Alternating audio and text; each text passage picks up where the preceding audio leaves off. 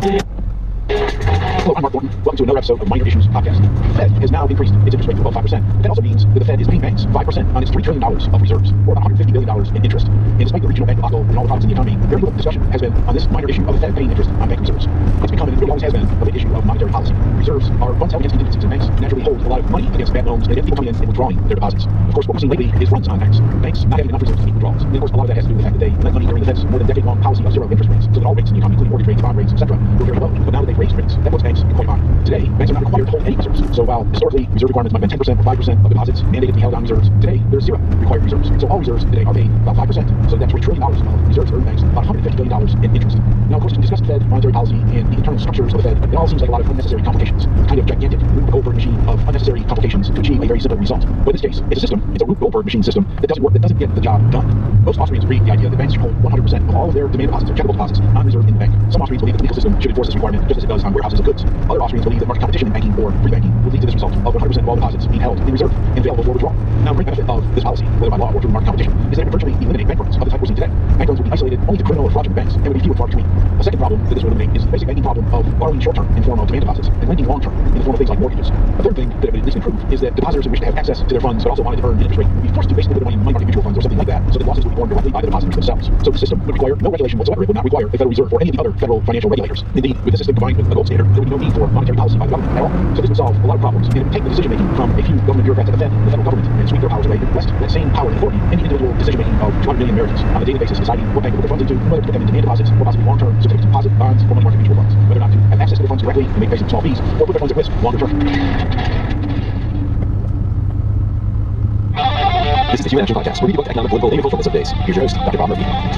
Welcome everyone to another episode of Human Action Podcast. I'm joined as well by Case. Going forward, Jonathan Newman. Jonathan, how's it going? Pretty good. Well, I'm not doing that good because someone is representing American socialism on Twitter, and so we thought, folks, this would be a good topic, Jonathan, and we can discuss. So this guy, Rocco, I don't know who he is. He seems to be involved in AI, and he says, this kind of blew up on Twitter, around, so he said, Twitter. So somebody had said, well, the USSR worked, they had powerful computers to start out with, and then this guy, Rocco, retweeted that and said, controversial take, centrally planned economies probably work better than market economies in today's compute. And that's what he said. And then they have and then we explained response that it did blow up because they don't know how this book and that. And he said, being more controversial take, centralization, capital, data, black markets, this is basically how you have this my stuff, right now, comes to the and less than from the I'm just taking out the this seems to be this ability to skill up people, especially in the market economies, and quotation marks. I'm not saying how would you get information about what people want? So each everyone is involved in intelligent agent. This is a problem. How would you get information about production conditions? Which machines are working? Whether there's disease in the process, that's already happening. They're under production. Looks like this is a lot of and the bureaucrats report that since the whole point is to be bureaucrats, they replace AI. And the last one is possible so resource allocation on computational behavior science. No, it's the current economy is never just about. Okay, so there's a lot there for us to dive into. Jonathan, what you get first into? Sure. So I always had this sort of argument in my head. Other folks want just a name or to avoid complete takedown. Then I guess it's just a same time. I decided to just respond to the name. It's not like I picked up, but it's a picture of this giant monster. I was going to something is looking down this tiny little ship in water, and the monster that just says I'm broccoli now. And the ship, the picture of the ship says the giant supercomputer that's planning the economy 1 year in advance. The idea being that human action is unpredictable, that strategy is subjective, and sometimes our practices are completely so like one thing, 1 second, 1 second, else. So the idea that even with these supercomputers that have operating these systems that have access to the new technology like ChatGPT and other things, the idea that we could just outsource thinking or evaluating getting all the sort of business things that had to happen before market prices emerge, but not even outsource something to ChatGPT and it's possible. It's not something that is just technologically not practical. It's something that is categorically impossible. And the main reason why is because we have these fleeting ordinal practices that are only a cyber mind and are only tunable by outside servers in action, which means that there's no way for all of that information to be plugged into a device or to a supercomputer that can make the entire company for everybody. There's more reason there's this computational actually categorical difference between supercomputers and this is opposite point or just point together. Yeah, I think that you just said it's a fundamental problem. What you said it is a qualitative difference. It's category error. Some phrases regularly what that phrase means. It's not really it's not really misunderstanding something on this scale. Someone says what's supposed to he's just reading. It's not that it's wrong. It's not like type names because it makes sense. It's wrong. And so likewise, what Austrian certainly the Austrian tradition has taken to be the population problem of socialism. It necessarily requires the institution of private property. Very equal compete for the means of production using economies of the mean exchange and private property rights. And that generates the market prices of complex scarcity of the and that's what you need to be in the private process in order to generate if you want to say knowledge or information you can. The point is that it's not information that you provide for something else. Right? It's not like oh just world and world and pure self words like there's value physics. It's not like that. Like in that tradition, like I said, especially more part of the thing. There's like here's one way to put it is I wrote an article for East Island a while ago. We used to the conference on the anniversary of the thing. The necessity population problem is not the same thing. It's not economic problem. So I'm just real fast spell that decision on it. I'm not sure the course conversation on it. Circle that. If folks are getting lost, don't worry, we will come back and make sure we're using vacation on there since that makes all the essentially just what it means. So the means originally had laid out what was the fundamental problem of socialism and under market economy population is possible. Entrepreneurs and market prices figure out okay, inputs going to this enterprise cost such and such. And here's what I'm using the outputs. If I turn profit, then I'm getting more from my customers than I am getting inputs. So my operation can continue. If I'm losing money, if I'm suffering losses, what does that mean? I'm just actually more inputs than I'm getting from my customers. So that's the market's way of saying this is what you're doing. This is working. You need to stop doing this the correct way. And that's the way that profit loss has sort of husband society scarce resources as we don't think about. So these centralized don't go out and want. Subject to these constraints. No one can be in charge. That's because when these specific contracts of socialism, like one committee or any one dictator in charge, they have no feedback mechanism. Even folks after the fact, they can't look at playing and dispose of society resources a certain way and say was that efficient resource or not. It's not just that oh, trying to be hard enough. It's say most qualitatively how would they know? And so that's the population problem. And Hayek came along and it was doing some terms of being the socialist came forward trying to use this. And Hayek made it look in practice. There's a lot of discourse knowledge. There's like in the soft sense of there's tacit knowledge. Like you know how to ride a bicycle. It would be hard to tell someone how to ride a bicycle. They don't know. So you know how to do it. It's hard to turn your knowledge into something trained into somebody else. And so Hayek made the point, which is a important point to say what problem socialism practice would be. You know, these experts around the economy, people look at the whole line, people look at the agricultural sector, blah blah blah. It'd be hard for you to distill all the practical knowledge needs and career experience and translate it to experts. It's possible practice to do that. And that's fine. It has different nieces, specific hard to display. All that kind of technological knowledge and know-how would be at the disposal of the plate music still. There's always a person I'm not saying that I would say sometimes and other Austrians who come from the IIT, the Italian rock, for example, practice counties, who separate themselves. They kind of avoid these times, they're saying the same thing, actually, but it's different. And it doesn't necessarily problem. Yes, could be mitigated somewhat with the advance of, smartphones, AI, and all this stuff. Whereas Mises' problem, if he's running, that's their vision. That's the point of institutional structure and money and market prices that you have to compare inputs outputs.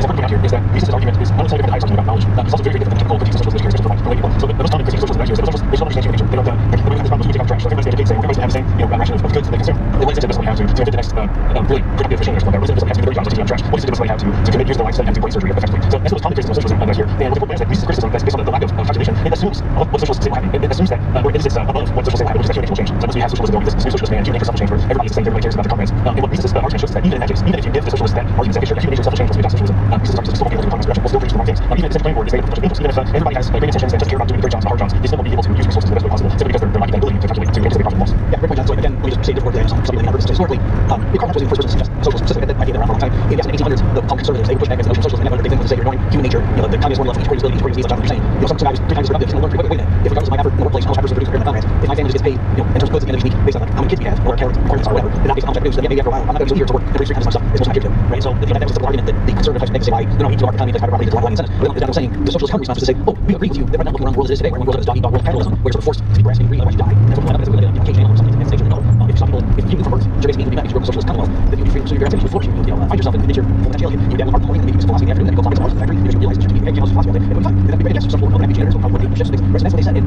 you can say it's plausible, but ultimately, we can know that 1800 because there hadn't been like the philosophy of the 20th century, at that point, of large-scale experiments in the idea of saying, well, maybe people work out, maybe it's not real human nature, maybe it's just nature, that's why Mises, not that he thought that there would be a different human nature, but socialist man, he was saying, okay, I'll simply realize the same argument, so the problem, that, and also, another huge problem is the problem of power corrupting, like, oh, you don't want to give people the power to control agriculture because they want to start independence. This vision, which happened many times in the 20th century, famines, it's like, I'm just I used to say, where's socialism vision? Then people realize, no, Mao Zedong deliberately killed the hundreds of thousands of people, and actually those socialists can't be scratching because they don't start people with political chapters, so there's that issue too, which is a completely separate problem, that you don't have social systems, if you're wrong, people get charged for evil, that they put their power around the is what Mises was about, and the issue was that it wasn't enough to assume socialist planners were angels, they had to be gods too, and Mises was saying,